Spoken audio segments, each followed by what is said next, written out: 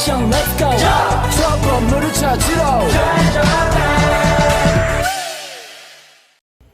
Assalamualaikum warahmatullahi wabarakatuh. Alhamdulillahirabbil alamin. Wassalatu wassalamu ala asrofil anbiya'i wal mursalin wa ala alihi wa sahbihi rasulillahi ajmain. Yang terhormat Bapak Pembimbing mata pelajaran Betik, yaitu Bapak Hazrian SPD.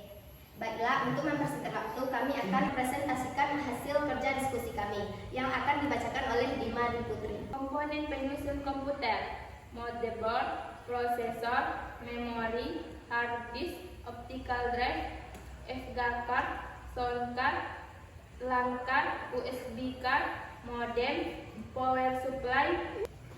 Fungsi komponen komputer. 1. Motherboard adalah perangkat utama yang berfungsi sebagai tempat memasang komponen internal sebuah komputer. 2. Prosesor, yang berfungsi untuk mengatur seluruh pekerjaan yang dilakukan oleh sebuah komputer. 3. Memori, yang berfungsi menyimpan informasi atau data sementara waktu untuk waktu yang lama. 4. Hard disk, yang berfungsi sebagai tempat menyimpan berbagai file.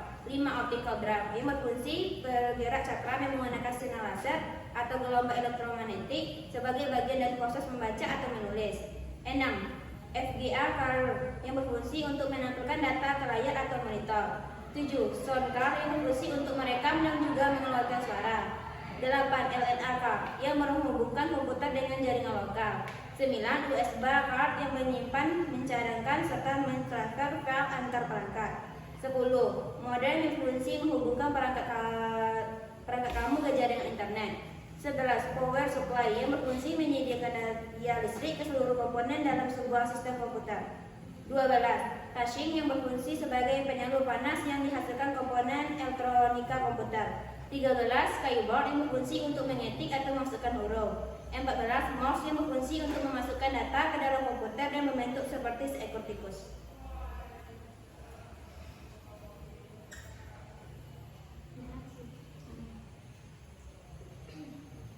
Interaksi antara perangkat keras, perangkat lunak, dan pengguna. Perangkat keras dijalankan oleh perangkat lunak yang diatur oleh pengguna. Perangkat lunak minta perangkat keras untuk melakukan tugas tertentu seperti menambahkan gambar atau menyimpan data.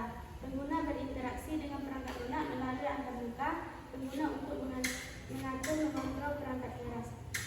Peran breaker untuk menghubungkan komputer. Fungsi breaker untuk printer adalah sebagai kontrol printer, misalnya mengatur margin halaman, mengontrol percetakan halaman, dan melakukan tugas lain, memastikan bahwa pekerjaan percetakan itu sudah benar. Fungsi dan cara kerja sistem operasi menggunakan bahasa sendiri. Sistem operasi mengatur sumber daya komputer seperti memori, prosesor, dan perangkat input atau output.